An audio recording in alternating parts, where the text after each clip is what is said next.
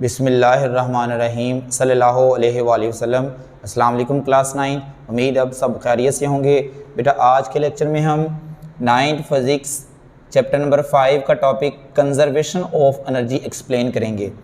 इससे previous lecture में बच्चों हमने पोटेंशियल एनर्जी को एक्सप्लेन किया था कि ऐसी एनर्जी किसी भी बॉडी में जो पोजीशन की वजह से या डिफॉर्मेशन की वजह से पाई जाए उसको हम बोलते हैं पोटेंशियल एनर्जी। आज के लेक्चर में हम एक्सप्लेन करेंगे कंजर्वेशन ऑफ एनर्जी। ये वेरी इंपॉर्टेंट लॉन्ग क्वेश्चन है, बोर्ड के पेपर के लिहाज से वेरी इंपॉर्टेंट है। ठीक है, तो चलें स्टार्ट करते हैं। सबसे पहले हम इसकी स्टेटमेंट देखते हैं। स्टेटमेंट देखने से पहले कंजर्वेशन का मतलब क्या होता है? कंजर्वेशन का मतलब होता है यानी कांस्टेंट रहना, यानी किसी चीज़ का चेंज ना होना। ठीक है, यानी कांस्टेंट रहना, चेंज ना होना, इसको बोलते हैं कंजर्वेशन। तो हम पढ़ेंगे आज कंजर्वेशन ऑफ एनर्जी, यानी एनर्जी कैसे कंजर्व रहती है। तो सबसे पहले हम स्टेटमेंट पे चलते हैं। Energy can not be created और डिस्ट्रॉयड। एनर्जी को ना तो आप पैदा कर सकते हैं, ना हम इसको डिस्ट्रॉय कर सकते हैं, यानी तबाह भी नहीं कर सकते। हाँ, एक काम कर सकते हैं, it may be transformed from one form to another, यानी आप एक फॉर्म से दूसरी फॉर्म में उसको कन्वर्ट कर सकते हैं। लाइक आप काइनेटिक एनर्जी को पोटेंशियल में चेंज कर सकते हैं या पोटेंशियल एनर्जी को काइनेटिक में चेंज कर सकते हैं। इसका मतलब फॉर्म्स आप एक जगह एक फॉर्म से दूसरी फॉर्म में कन्वर्ट कर सकते हैं, लेकिन आप क्रिएट या डिस्ट्रॉय नहीं कर सकते। ठीक है, तो ये इसकी स्टेटमेंट है। But total amount of energy क्या होगी? नेवर चेंज, यानी आप काइनेटिक को पोटेंशियल में करें या पोटेंशियल को काइनेटिक में चेंज करें, लेकिन टोटल अमाउंट ऑफ एनर्जी क्या रहेगी? नेवर चेंज, वो चेंज नहीं होगी, वो हमेशा टोटल एनर्जी क्या होगी? कांस्टेंट रहेगी। ठीक है, तो बेटा ये स्टेटमेंट के बाद एक बात आपको सुननी पड़ेगी, वो ये है कि आपने पढ़ा था कि ये पोटेंशियल एनर्जी है और ये हमारे पास है काइनेटिक एनर्जी। ठीक है, याद रखें हमेशा आपने पढ़ा था कि जो पोटेंशियल एनर्जी होती है वो जैसे जैसे बुलंदी बढ़ती जाए, जैसे जैसे आप हाइट की तरफ जाएं तो ये क्या होती है? इंक्रीज होती है। ठीक है, और दूसरी तरफ अगर हम देखें तो काइनेटिक एनर्जी ऊपर से नीचे को बढ़ती है, यानी पोटेंशियल एनर्जी नीचे से ऊपर ऑब्जेक्ट जाए तो फिर बढ़ती है, काइनेटिक एनर्जी कोई बॉडी ऊपर से नीचे आए तो फिर इंक्रीज होती है। यानी आप नीचे से ऊपर जा रहे हैं तो पोटेंशियल एनर्जी क्या हो रही है? इंक्रीज, और आप ऊपर से नीचे आ रहे हैं तो काइनेटिक एनर्जी क्या हो रही है? इंक्रीज।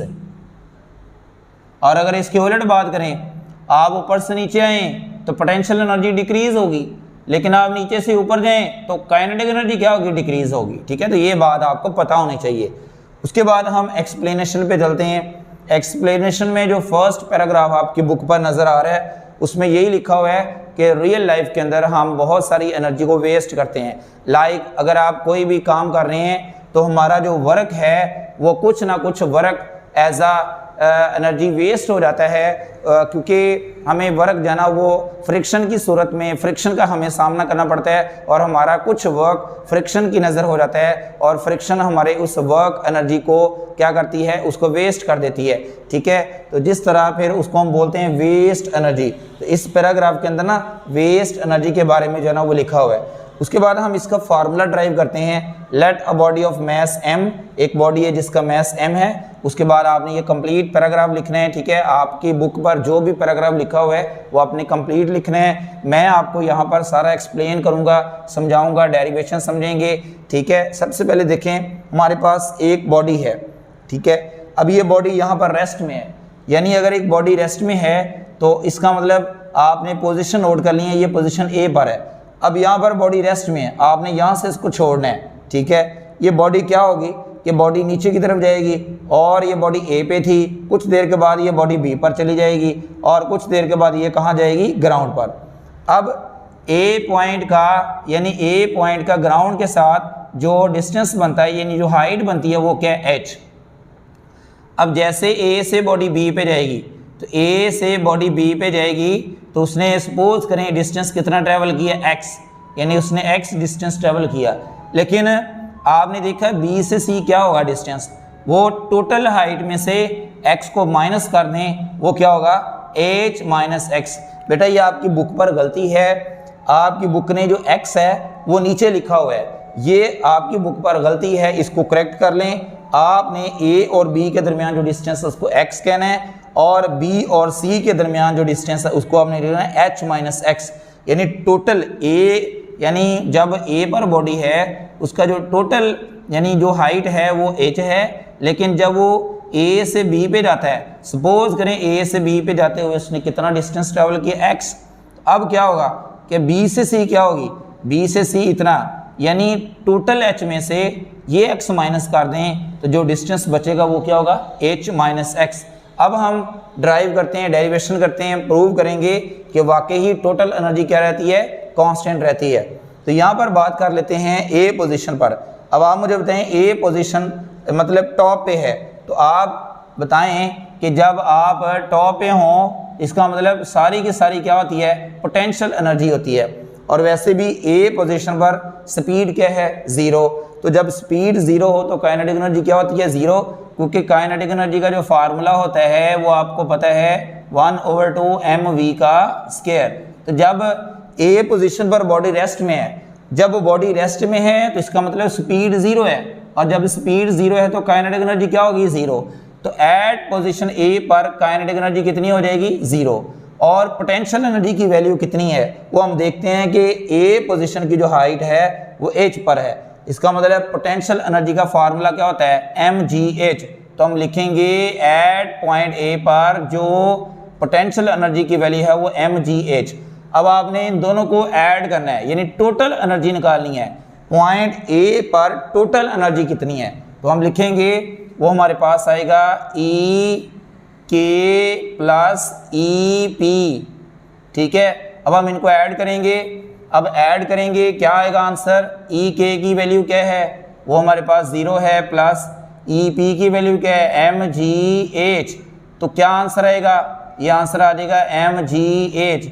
इसका मतलब कि A पॉइंट पर जो टोटल एनर्जी आई है वो कितनी आई है, mg। अब हम बात करेंगे एट पॉइंट B, यानी पॉइंट B पर देखते हैं पोटेंशियल एनर्जी कितनी होगी, काइनेटिक कितनी होगी, और फिर हम यहाँ पर टोटल एनर्जी एट B पर फाइंड करेंगे। तो पोटेंशियल एनर्जी देखते हैं। सबसे पहले आप जानते हैं कि हमने अब बॉडी को यहाँ से छोड़ा, ये A से B पे चलेगी। अब B पॉइंट पर हमने देखना है कि यहाँ पर काइनेटिक एनर्जी कितनी होगी और पोटेंशियल एनर्जी कितनी होगी। अब आप जानते हैं कि पोटेंशियल एनर्जी हमेशा ग्राउंड से देखी जाती है कि उसकी कितनी हाइट है।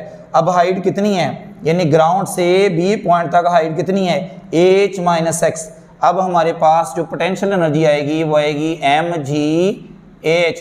पहले mgh थी, अब mgh नहीं होगी बल्कि h माइनस x होगी।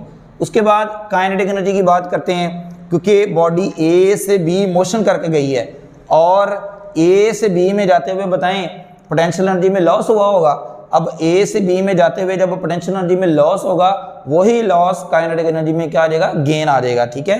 वैसे तो आप जानते हैं कि काइनेटिक एनर्जी का फार्मूला था 1/2 mv², लेकिन यहाँ पर हम बात और कंसेप्ट से कर रहे हैं कि A से B जाते हुए पोटेंशियल एनर्जी में लॉस हुआ है। अब यही लॉस काइनेटिक एनर्जी में गेन हो गया होगा, यानी इजाफा हो गया होगा। अब वो कितना है, डिस्टेंस कितना हुआ है, mx।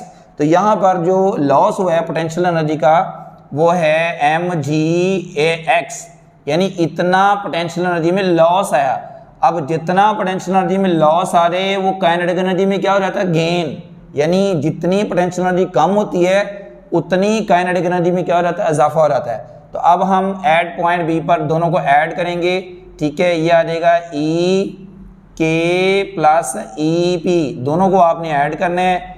अब ई के की वैल्यू कितनी है, M G X plus E P की वैल्यू कितनी है, M G into H minus X. अब एम जी एक्स प्लस इसको मल्टीप्लाई करें, यह आ जाएगा M G H minus M G X. अब आप देखें यहाँ पर कि एम जी एक्स और एम जी एक्स ये क्या हो गए, कैंसिल, क्योंकि इनके साइन डिफरेंट हैं और ऑपोजिट साइन है। एक एम जी एक्स प्लस का है और एक एम जी एक्स माइनस का है, तो हमारे पास जो रह जाएगा वो आ जाएगा एम जी एच। इसका मतलब एट पॉइंट ए पर बात करें तो total energy M G H और एट पॉइंट बी पर बात करें तो total energy M G H. ठीक है। उसके बाद हम चलते हैं सी पॉइंट। सी पॉइंट पर जब ये बॉडी ए से सी पर चली जाएगी, इसका मतलब हाइट 0 हो जाएगी, और जब हाइट 0 हो जाएगी इसका मतलब कि पोटेंशियल एनर्जी क्या हो जाएगी, 0। पोटेंशियल एनर्जी यहाँ पर हो जाएगी 0। उसके बाद आपको पता है कि ए से सी जाते हुए सारी पोटेंशियल एनर्जी का लॉस हो गया। अब ए से सी कितनी पोटेंशियल एनर्जी होगी, यानी आपको पता है कि ए से सी हाइट h, तो अब यहाँ से यहाँ जाते हुए mgh का लॉस हुआ है, यानी पोटेंशियल एनर्जी mgh थी और स्टार्ट में mgh थी और एंड पे जाके 0 होगी। तो कितना लॉस हुआ है, mgh का लॉस हुआ है। तो जितना पोटेंशियल एनर्जी का लॉस होना है उतना ही काइनेटिक एनर्जी में गेन आ जाना है। इसका मतलब कि mg जो h है ये लॉस इन पोटेंशियल एनर्जी है, और वो किसके बराबर हो जाता है, काइनेटिक एनर्जी के बराबर होता है, गेन इन काइनेटिक एनर्जी के। अब आपने इनको ऐड करने हैं, हम लिखेंगे ई के प्लस ई पी, ऐड करेंगे वैल्यूज हम। ई के की वैल्यू क्या है, mgh प्लस ई पी की वैल्यू क्या है, 0। अब हम इनको ऐड करेंगे तो हमारे पास जो रिजल्ट आएगा वो आ जाएगा mgh। अब यहाँ पर देखें, तीनों में देखें, ए पॉइंट पर, बी पॉइंट, सी पॉइंट पर। ए पॉइंट का रिजल्ट है total energy mgh, B point का जो रिजल्ट है वो mgh, और सी पॉइंट पर जो टोटल एनर्जी है वो mgh। इसका यहाँ से क्या पता चल रहा है, यहाँ से ये पता चल रहा है कि एनर्जी एक फॉर्म से दूसरी फॉर्म में कन्वर्ट हो रही है, यानी काइनेटिक एनर्जी पोटेंशियल एनर्जी में और पोटेंशियल काइनेटिक में ये इंटरचेंज हो रही हैं, लेकिन टोटल एनर्जी क्या हो रही है, वो कांस्टेंट रहती है, यानी वो चेंज नहीं होती। तो रिजल्ट क्या निकला, 10 the total energy remains same as mgh, यानी टोटल एनर्जी हमारे पास हर एक की आ रही है mgh। ठीक है, तो ये था आज का हमारा लेक्चर जिसमें हमने कंजर्वेशन ऑफ एनर्जी को एक्सप्लेन किया। सबसे पहले इसकी स्टेटमेंट को देखा, उसके बाद एक्सप्लेनेशन का जो फर्स्ट पैराग्राफ है उसमें हमने वेस्ट एनर्जी को एक्सप्लेन किया कि एनर्जी हमेशा वेस्ट होती है और ड्यू टू फ्रिक्शन की वजह से, बहुत सारा हमारा जो वर्क डन होता है वो अगेंस्ट फ्रिक्शन जो है ना वो वेस्ट हो जाता है, और वहाँ पर हमारी एनर्जी जो है ना वो वेस्ट हो जाती है। उसके बाद हमने इसकी डेरिवेशन की, डायग्राम आप लोगों ने प्रैक्टिस करनी है, डायग्राम आपने यहाँ बनानी है। इसको ये इंपॉर्टेंट डायग्राम है, इसमें जो है ना वो आपकी जो गलती है बुक पर उसको करेक्ट कर लें। ए से बी के दरमियान जो आपके पास x है और बी से सी के दरमियान जो हाइट है वो क्या है, h माइनस x है। उसके बाद पॉइंट ए पर हमने टोटल एनर्जी निकाली mgh, एट पॉइंट बी पर हमने टोटल एनर्जी निकाली वो भी mgh, और एट पॉइंट सी पर निकाली तो टोटल mgh। और हमने यहाँ पर देखा कि टोटल एनर्जी जो है ना वो हमेशा क्या रहती है, कांस्टेंट रहती है, वो कभी भी चेंज नहीं होती। हाँ, एक फॉर्म से दूसरी फॉर्म में कन्वर्ट हो सकती है लेकिन वो चेंज नहीं हो सकती। उम्मीद है आपको समझ आ चुकी होगी। अल्लाह हाफिज़।